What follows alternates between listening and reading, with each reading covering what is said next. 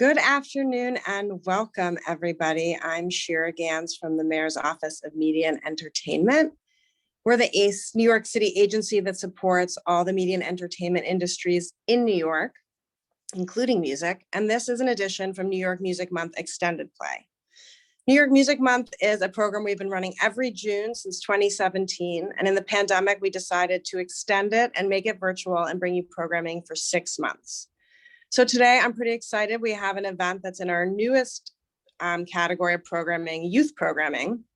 And we have Tom Eaton, who's an SVP from Universal Music Publishing Group, who's going to take us through advertising, film, and TV music 101. It's a topic I always find to be pretty interesting, and I hope you guys too. So if you want to check out more of the programming we have, you can go to www.nymusicmonth.nyc to see up and coming events through the end of June, and also check out recordings from events we finished. So I'm going to hand it off to you, Tom, and I hope everybody enjoys today's event.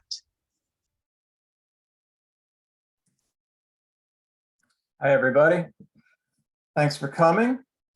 So as Shira said, I want to thank her and the New York Mayor's Office for the opportunity just to talk to you today. Really what I wanted to do was introduce you to a field in the music industry that perhaps you never even knew existed.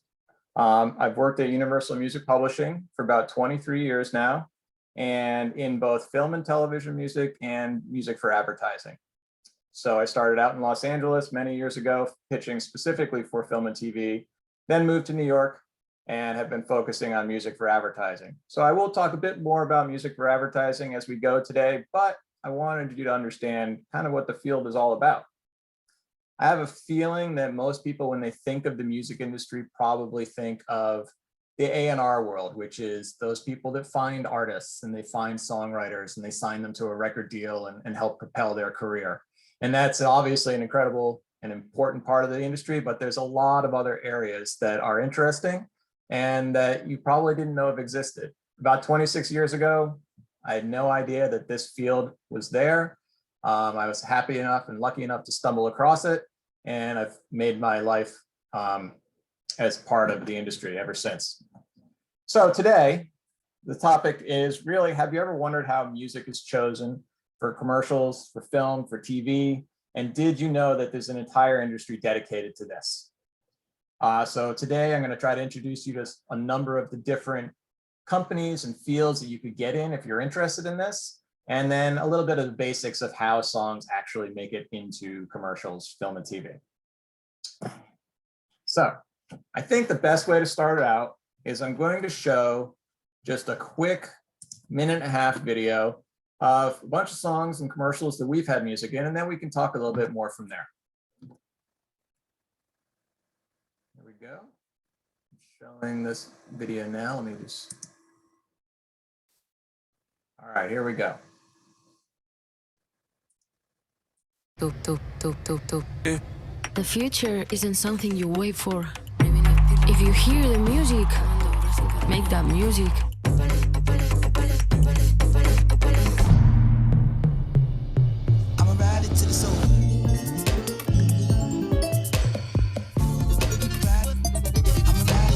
What a difference a day made. We do have a rap problem.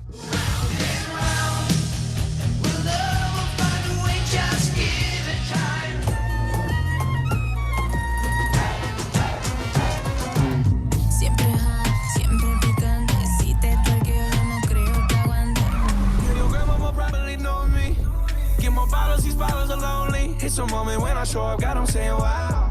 When my eyes were stared by the flash of a neon light.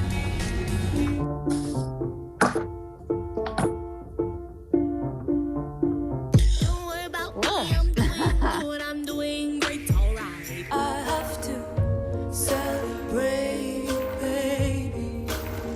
I have to praise you like I should. We see your spark in each nod, the sparks that make America shine.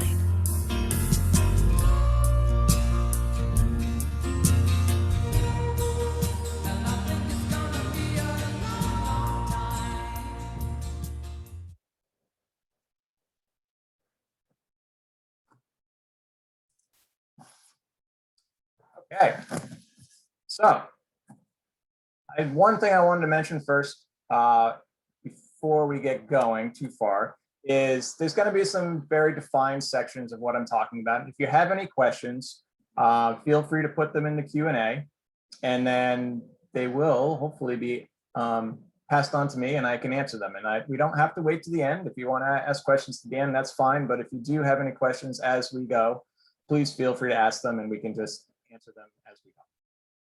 So how did those songs get into those commercials?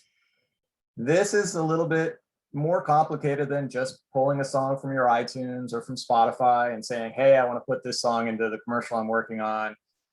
It's actually really a big business, and there's a lot of people involved. As with all businesses, there's buyers and there's sellers. So let's talk about music buyers. Sorry. Let's talk about music sellers first. The first music seller we can talk about is a music publisher. I work at a music publishing company, and what we do at a music publishing company is we represent songwriters. The songwriter is the person who actually writes the song. They might not be the person that performs it, but they are the person that writes the song. So this could be somebody like an Irving Berlin who wrote White Christmas. It could be Avril Lavigne, who has actually written a lot of songs for other people like Kelly Clarkson, as well as songs for herself. It could be somebody like Taylor Swift, who is also a songwriter and an artist. So our job is to represent music songwriters, and there's a lot of different music publishers out there. There are, oh, sorry, I didn't even see the chat. There we go. Now I got it. Oh, I'm sorry. All right, I got a note. There we go. I'm going to turn this on.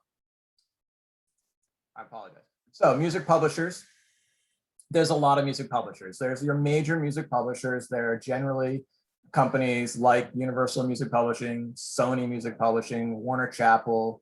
These are global corporations, and they're often connected to record labels. And as I said, they do have companies or offices around the world. There are also what are called independent or minor music publishing companies, such as Cobalt, Concord, Primary Wave, Downtown Music Publishing. Again, they're not as big.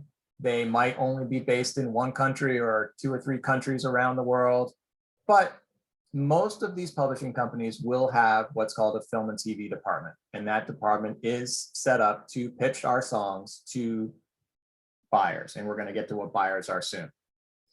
The next seller is a record label. Same thing.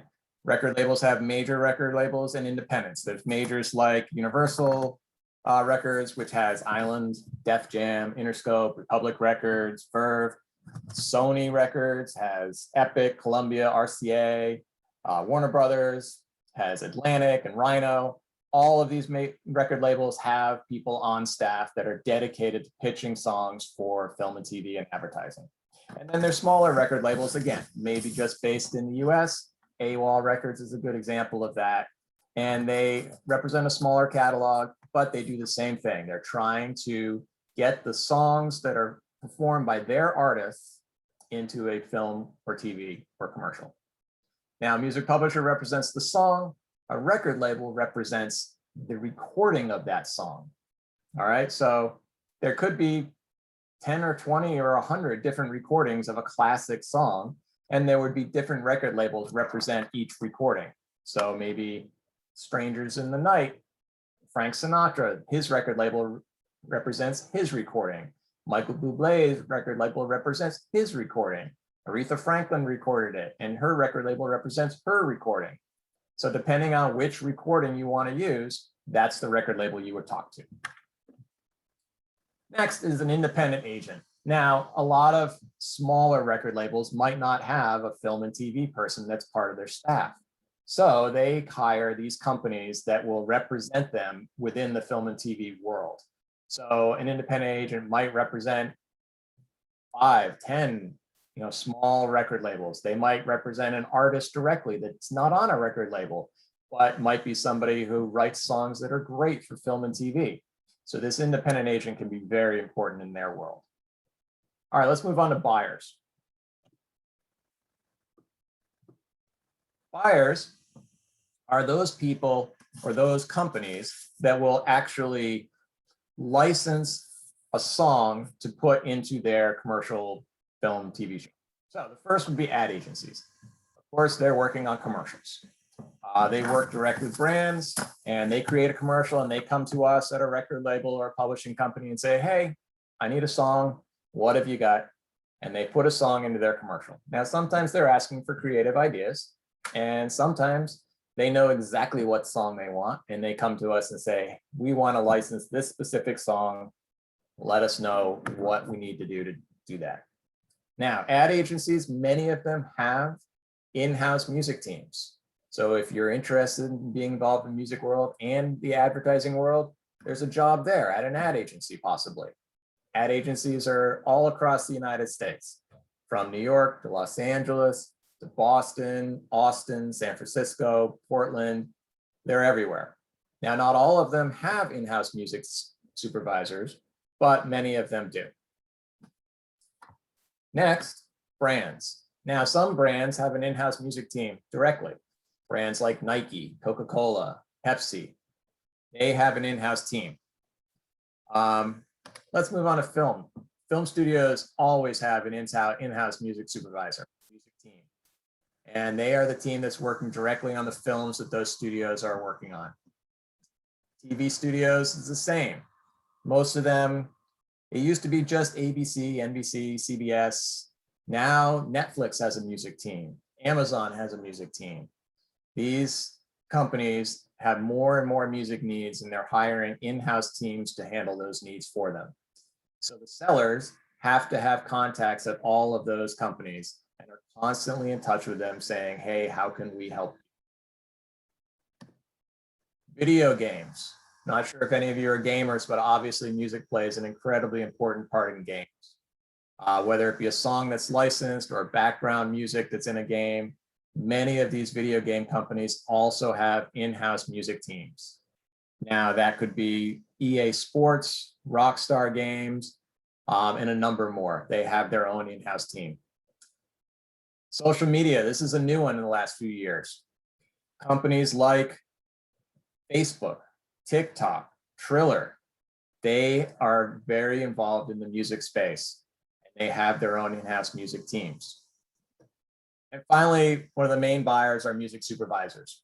They are independent, but they work for all of these particular companies. A music supervisor is that person that you hire when you don't have somebody on your team already that focuses on music, and they're ready to help you in any way they can and navigate the world between music and your particular media. All right. Check to see if there are any questions. I'm sorry.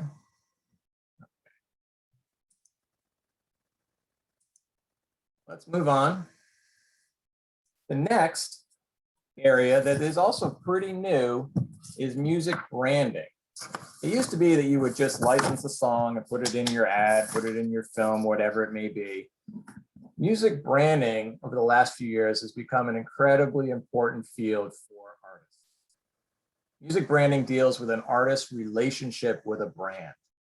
Now that relationship can take a few different forms. There's an endorsement, and that's where the artist is basically affixing their name and reputation to a brand or a product.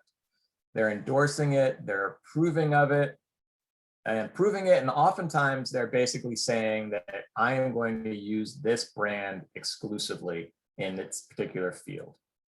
So for example, Beyonce and Pepsi,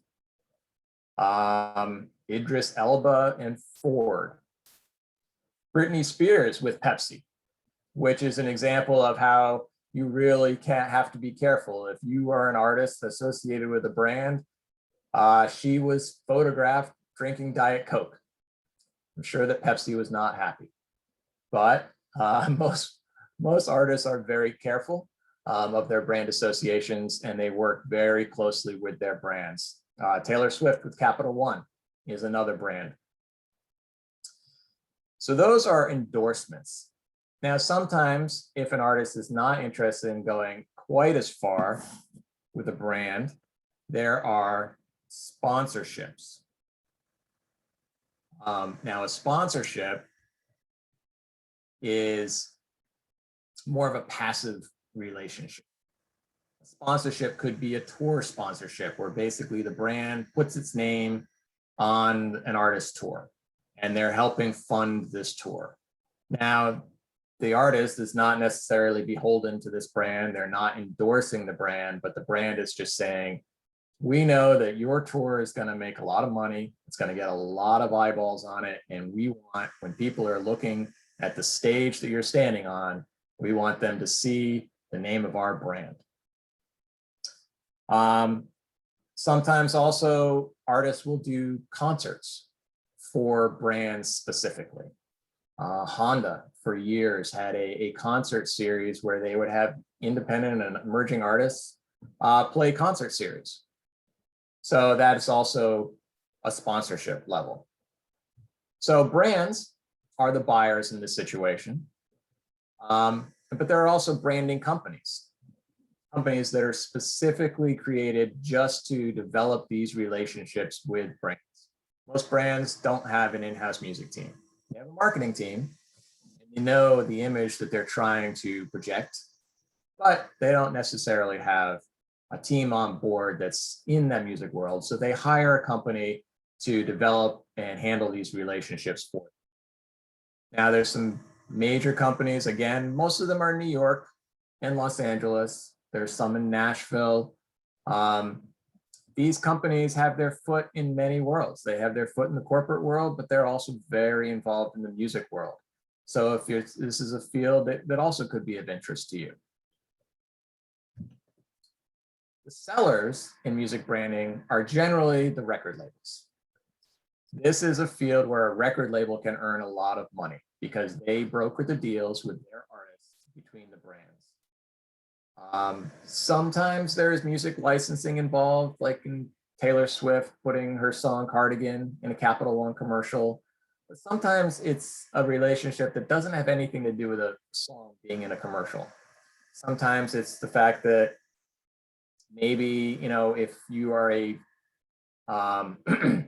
if you're in a special program with Capital One and a Taylor Swift concert's coming to town, you might actually have the opportunity to go backstage and meet her, specifically because of your Capital One card. So that's a situation where, that's a relationship between an artist and a brand. Sometimes a manager or an artist will handle these relationships themselves. The record label won't be involved. The manager will broker any sort of deal directly with the artist and the brand. So there's another way to go there. There are some managing companies that are quite large. They represent many, many artists, and they have built their own branding teams within the management company as well. So again, that's possibly another field that might interest you. Let's see. All right. I'm trying to hold my chat window, but I apologize for going back and forth here.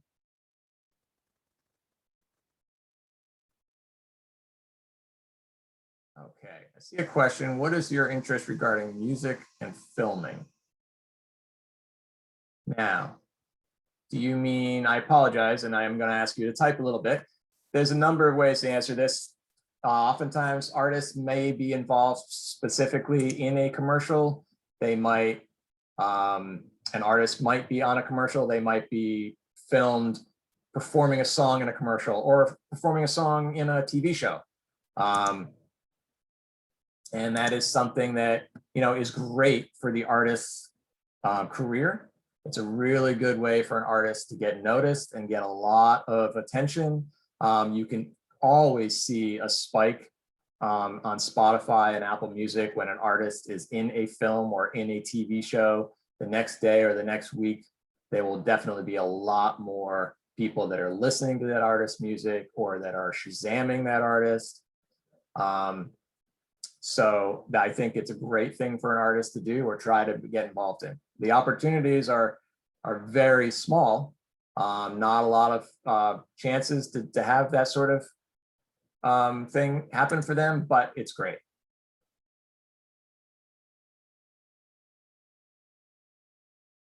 what occupation in this field would you want? I'd say that if you're trying to be an artist that's getting, filmed, then basically the people that are going to represent you the best in that opportunity is a record label or your music publisher, because they have the contacts with film, with films, with film studios, with television, and they know of the upcoming opportunities that maybe you would be right for. All right, let's move on. I'm going to keep this little bar here at the top just because it does actually tell me if there's a question or anything. So I apologize if that's annoying there. Beyond a license. So I just did want to also touch on a few other ways that music is involved in advertising specifically, or film and TV, and that's custom music. Oftentimes music is created specifically for a project. Now that could be a score like John Williams scores to, all the Steven Spielberg films, The Raiders of the Lost Ark, Jaws, whatever it may be. Or it could be music that's created specifically for a commercial or for a television show or for a video game.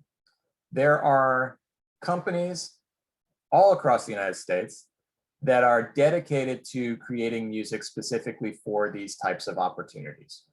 Now, there are people that work at these companies that are, of course, composers, and they are creating the music, but there's also people that work at these companies that are the producers.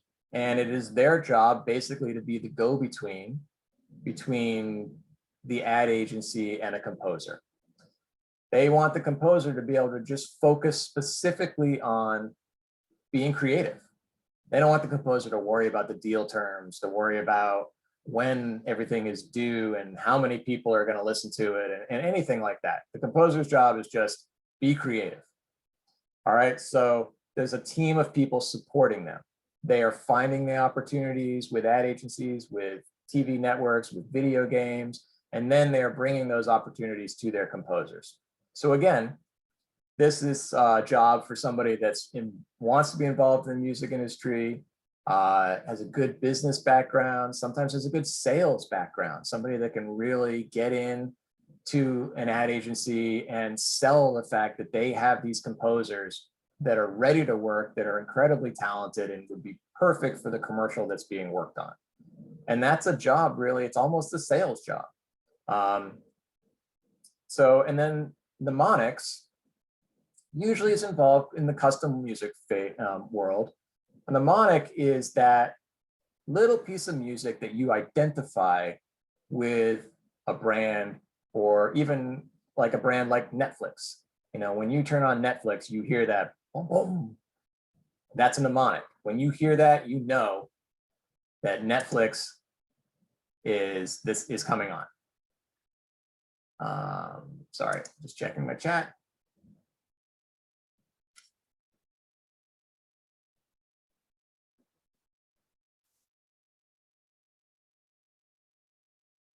What occupation in this field would I want? I'm sorry if I'm not understanding the question. Oh, how did I get into this career? Okay, what did I study in college? Good question. I didn't study anything in college that has anything to do with what I'm doing now. However, my entire life I was involved in music. I played the trumpet, I sang, and I noticed about myself that every musical group or organization I was involved in, I somehow ended up in the organization or management of that type of group. And I realized after a while that the entertainment industry was probably, and the music industry was probably where I should try to focus my efforts, because it was an industry I liked, and I liked kind of being on the business side of it. So I studied international relations in college. And I try to tell my parents that I deal with our international offices all the time to try to validate the fact that I studied international relations in college. But for a number of reasons, this particular career worked very well for me. And I stumbled across it. But I am hoping to do this to introduce you to it in case it's a career that you're interested in pursuing. Now, Just because I didn't study it doesn't mean that there aren't ways that you can get in. There are a number of internships available at all of these companies that I've mentioned: record labels, music publishing companies, even custom music houses, ad agencies. They will often have internships where you can get involved at that company and learn as much as possible. When I'm hiring somebody to come and work on my team, somebody who has worked in internships in the industry is very appealing to me. I'm gonna look to see what internships they did. I'm gonna call the people that they interned with and say, hey, how was this person as an employee? And lots of times being an intern, you're not getting the most exciting things to do. But if you do them with a smile and you ask for more, you're gonna make a great impression. And that's somebody who, when I make that call and say, hey, how was this intern? They're gonna tell me they were great. They did everything with a smile and asked for more. And I would recommend that you interview them for your job. So there are music business degrees, and I think that they can be very important for specific fields within the industry. Like if you want to be in business affairs, and that's the type of field that is doing the deals with songwriters and artists. If you want to be an attorney or a lawyer in the music industry, there are very specific fields of study you should get involved in. But there's also a lot of jobs in the music industry where you need to start as an assistant and work your way up.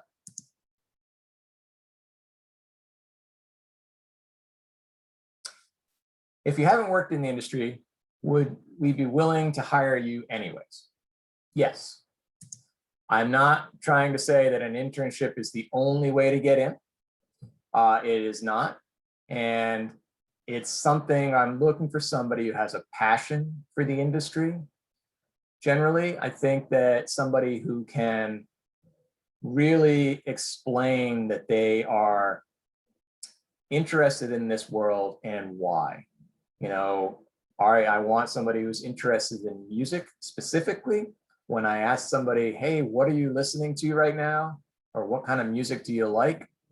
It's always helpful to have an answer that's more specific than, oh, I like everything. I'm a fan of all types of music. Great. There's nothing wrong with that, but be specific. Tell me that Drake changed your life and why. What songs of his had an impact on you? Why? You know who he's had on his albums as a guest artist. You know who produces his music. I don't care what style of music it is. I don't care if it's Drake or it could be polka music. I don't care. Do you have an intense interest in it and you've done your homework? That sort of thing is going to impress people. Doesn't matter whether or not you've actually been involved in the industry. It's going to impress people. All right, one more question here. Is there an A&R person at a publishing company like there is at a record label? And if so, is there a difference? Okay, so A&R stands for artist and repertoire. That is the field or the particular department at a company, a record label and a publishing company, that finds songwriters and artists and works with them at your company. So the answer is yes. There is an A&R department at a publishing company, just like there is at a record label. The difference is that an A&R at a publishing company is looking for songwriters, regardless of whether or not they're an artist. Especially in the hip hop world, we sign a lot of producers. Now, these producers are often doing tracks. They're not vocalists. They're not rappers. They're not singers. They are amazing behind the keyboard, behind the control board. They can help make a song, but they're not going to perform it. Well, as a music publisher, we are interested. We are interested in that type of person because we are interested in the creation of songs. Now, an A&R person will work with these songwriters on a number of levels. They will try to help guide their career by setting up songwriting collaborations. You know, maybe you write beautiful lyrics and you need somebody to write the track underneath your lyrics or the music underneath your lyrics. Well, an A&R person is going to find that person and basically set you up on a date. Not a real date, but a date to write a song. Hopefully it works out. Maybe it doesn't. Maybe you guys get in a room together and you're like, there's no magic, it doesn't work. Well, they set you up on another one, and over and over and over again. Now you've written the perfect song. What are you going to do with it? Maybe you're an artist and you're going to put it out yourself. Maybe you're not an artist, but you wrote an amazing song, and somehow you need to get this song to Taylor Swift or Billie Eilish or somebody like that is looking for songs. Well, the A&R person at a publishing company knows what artists are looking for music right now. Say, for example, maybe Rihanna's working on her next album and she needs songs. Well, an A&R person is going to help try and get the songs that we have at our publishing company to the hands of Rihanna's management team so that they can have her listen to them and hopefully cut that song and put it on her record.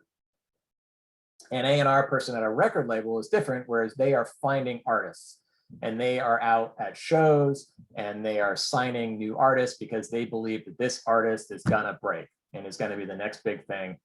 And their job is to try and help that happen. Try and help them find the songs that they need.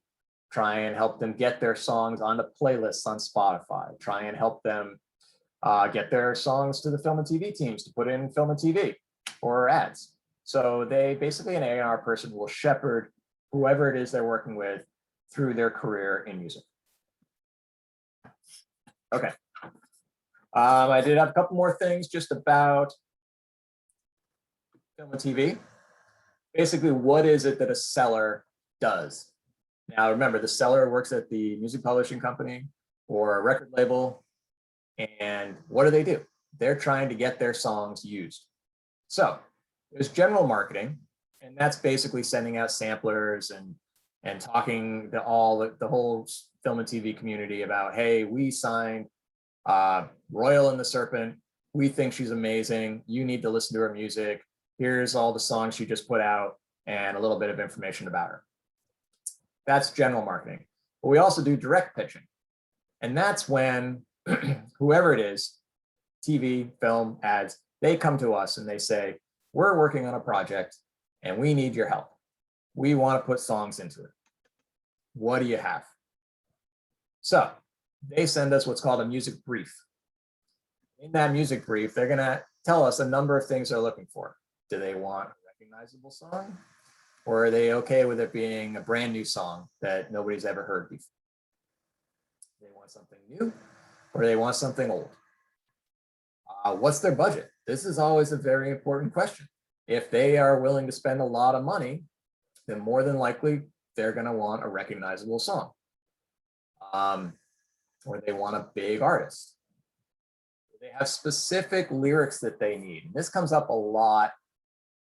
I don't know, maybe in Grey's Anatomy, somebody is sick in the hospital and they want a song that's going to try and pull at your heartstrings and really get you to be emotional. Or maybe it's a commercial and they need a specific song to talk about coming home and seeing your family. Or right now, big ones are, coming back.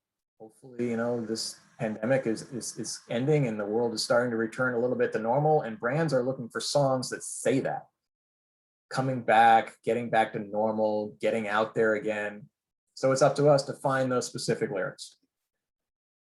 What version of the song do they want? Do they just an instrumental, the vocals? Do you want to use a cover? And then what we do is we make the deal. Once they finally find the song that they want, and this can take a long time, it's up to us to try and make a deal. Now, there's a lot involved. And the film or ad, they have to tell us what their terms are. Now in a commercial, here are like the basic types of terms. We need to know, is this commercial going to be shown on TV? Is it only going to be shown on the internet? Is it going to be shown on the internet where it's blasted in front of a lot of people? Like when you go and you want to watch a movie trailer, you see a commercial before that movie trailer, and there's a song in it. Well, the brand had to pay to have their commercial there. So that commercial gets a lot more notice than the commercial that's just kind of sitting on a brand's website and nobody really sees it. How long is it going to run? Is it going to run for 3 months or a year? Is it going to run in just the United States? Is it going to run in the world? how many commercials are there? Is this just one commercial, or do you want to use this song in every single commercial for Honda for the entire next year? So there's a lot that goes into it. We ask a lot of questions, and then it's up to us to try and figure out whether or not, one, we have to go to the artist to say, do you want your song in this TV show or in this commercial? What if they don't like Grey's Anatomy? I don't know. What if they have an endorsement with Pepsi and this is a commercial for Coke? A number of things like that. Maybe what if it's a violent scene in a film and they don't want their music associated with violence? Lots of questions. We ask them all, and then we come up with a fee that we think is reasonable for the song and for the terms being asked. Sometimes they'll ask to change the lyrics. That's something you really have to go to the songwriter and the brand and say, hey, are you willing to let somebody, go to the songwriter and say, are you willing to let somebody change the lyrics in your commercial, in your song? And then provide the creative. Again, this is the same sort of thing I was talking about. Is there violence in this? Does the commercial make fun of the song? Lots of questions. They all help us figure out what the fee will be. All right, there are a couple questions here. I'm trying to just scroll through. What trends have you seen in each industry? For example, TV ads, what kind of music is used and how does it say differ from mobile ads? Good question. I'll come back to the next one in a minute here. So quickly, TV ads and mobile ads generally use the same type of music. There's not really a difference in the music that would be used for one versus the other. I'm just thinking it through, but yeah, there's really not. Now, music in commercials can be very different than music in film and television. For instance, music in commercials is generally positive. It's generally uplifting, happy, feeling good. Basically, a brand wants you to feel good in order to buy their product.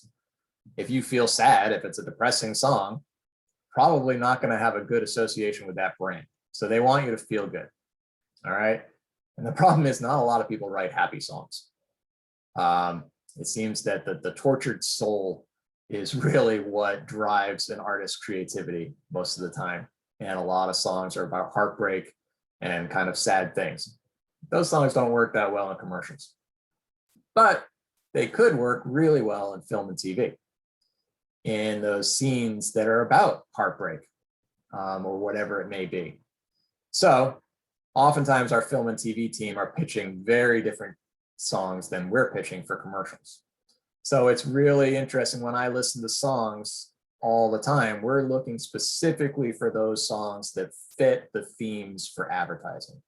Togetherness, home, feeling good, celebration, coming back, power, that sort of thing. Whereas film and TV is listening with a much different ear. There was another question here. How do you put your songs out there for people to use? Another good question.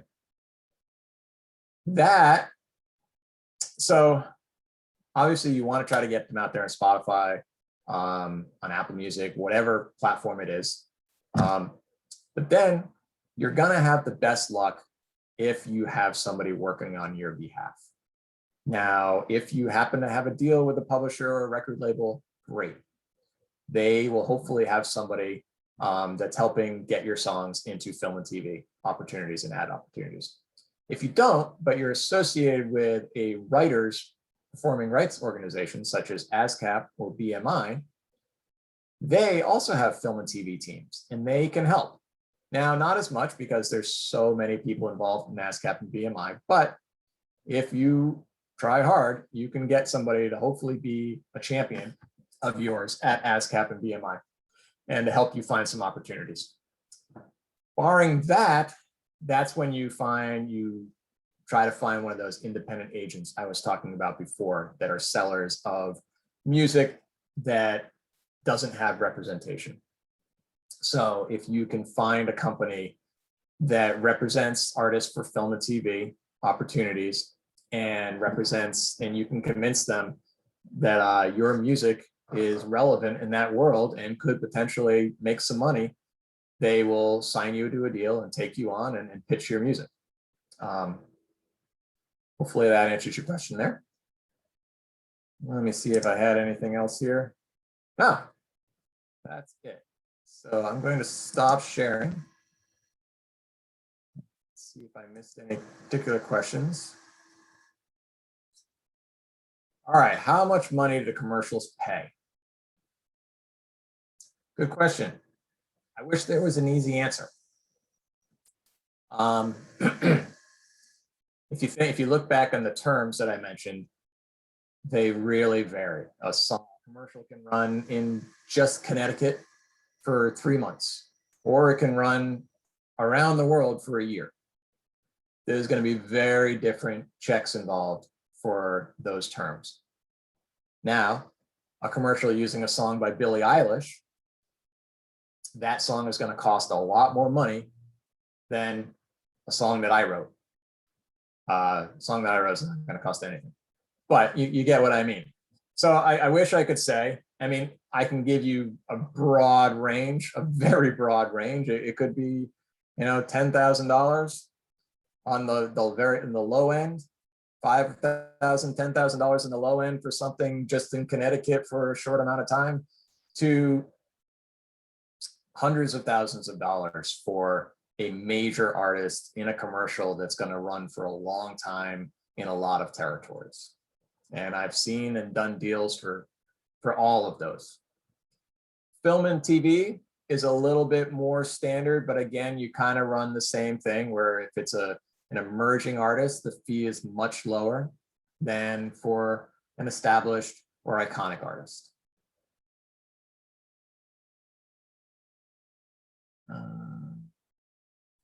All right, just checking to see if there were any other questions. Okay, so trends. Now, trends in the industry really vary.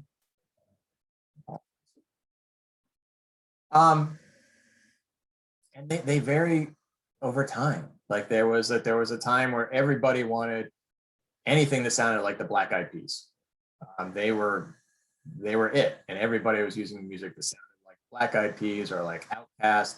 And then all of a sudden, the Black Keys were the trend of the moment, where everybody wanted that kind of bluesy guitar rock type thing. We're not really in the midst of a trend right now. You can generally find music, or your music that works really well is usually dynamic, percussive, upbeat, especially in commercials. Fun, there's always something changing, it's interesting. You want music, what I always say is, if you're watching TV and a commercial comes on, the brand wants you to look back at the TV. Because when that commercial comes on, every single one of us looks at our phone or walks into the bathroom or the kitchen. The one thing that might get you to come back and look at the TV is a really cool song. And that's what we're looking for, are those songs that make that instant impression and will grab your attention. That's the type of song that an Apple product would use. And they're kind of the gold standard of songs in commercials.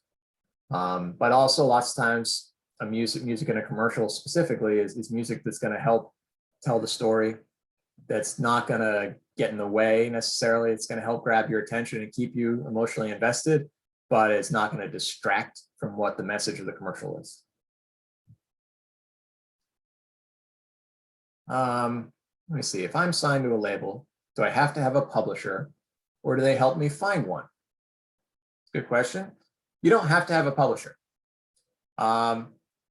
If you are a songwriter yourself and you are represented by a writers organization such as ASCAP or BMI, they will help collect your money for you, your publishing income for you, and pay it to you directly. They might not be as effective collecting it as a publishing company would be. They don't necessarily have the resources that a publishing company does to help you find songwriting collaborations or track your money down outside the United States or for whatever, anything, but you do not have to have a publishing deal. you will still earn that money and can get it yourself. Going back to something I said previously, if you are someone interested in being a singer and songwriter, what would you push mostly to get noticed? Or is there a way to push both without seeming over the top? It's, it's tough trying to break in, and I sympathize with people that are trying to figure out how to get noticed. And there's a number of things you need to try to do. You need to try to build an audience on your own. Hard to do when there's no concerts happening and the venues are closed. So hopefully within the next few months, that's going to change and you're going to be able to get out there. Once it does, you want to try to book some gigs. You want to try to get out there and get noticed. You want to build a presence, a digital presence. Maybe it's a presence on TikTok. Record labels and publishers are scouring TikTok and looking for artists that are starting to gain following and traction on TikTok. The same, I'm sure, will happen on Triller. Same thing on Spotify. If you're starting to get a lot of listens and starting to get, that notice there, that's the sort of thing that record labels and publishers look at. And they're like, okay, there's traction here. People like this artist. I need to pay attention. So that's kind of the first thing you need to do, is you need to get attention paid to you. Now that's as a singer or as an artist. As a songwriter, you need to write as many songs as possible. You need to hopefully get set up with collaborations where people will start to notice you and start to talk about you as somebody who's successful, who's great in a room writing a song. And you want to try to find those advocates for you, whether it be a manager that has connections, an attorney that has connections, your boyfriend's father or mother that works in the industry that's willing to listen to you and put your your Spotify playlist on somebody else's desk. Whatever it is, you got to try to work the connections, and you have to be diligent about it. You can't give up. You have to work hard to get your career off the ground. Have there been times where songs were used incorrectly in an ad? I would say yes. Anytime they don't choose my song, they're using the incorrect song. No, that's not true. But what is interesting that happens often is we will get a specific brief for what a brand is looking for in a song. And when the commercial comes out, the song isn't at all what they said they wanted. And then you'll say, well, I would have pitched you those songs if you told me that's what you wanted. But somewhere along the line, somebody changed their mind. And it's hard getting a song into an ad or a film or TV show, because music is so subjective. And you and I might think this is the absolute perfect song, but there's somebody sitting at a conference room table listening to that song who shakes their head and is like, I don't really like it. And as soon as that happens, that song is done. It's out of consideration. Nobody wants it anymore. And you got to find another song. So it's frustrating. You have to have thick skin, and you can't get too excited too soon, because more often than not, it's not going to happen. So I generally don't get excited until I actually see a commercial on TV or the internet and it's using my song. All right, so I think that pretty much wraps it up. I hope that this helped introduce you to a field that maybe you didn't know about. I've been doing it a long time. It's quite enjoyable. There's a lot of opportunities in this field that you might not have thought of in the past. And it's not just, oh, I have to work at a record label or publishing company. There's many, many companies now that are really starting to dive into the music space. And it's a fascinating industry. So I hope that this helped you. And I wish you all the best. All right. Thank you very much.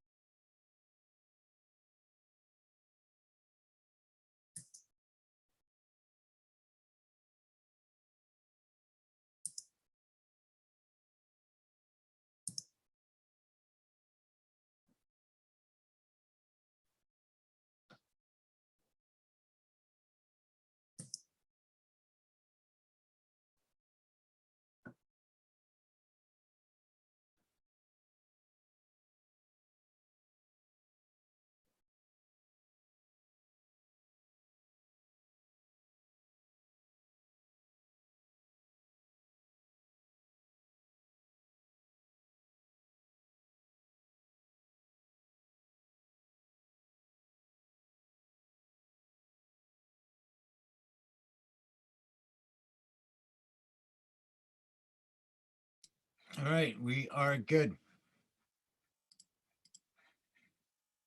Okay, you can turn on your microphone and camera now.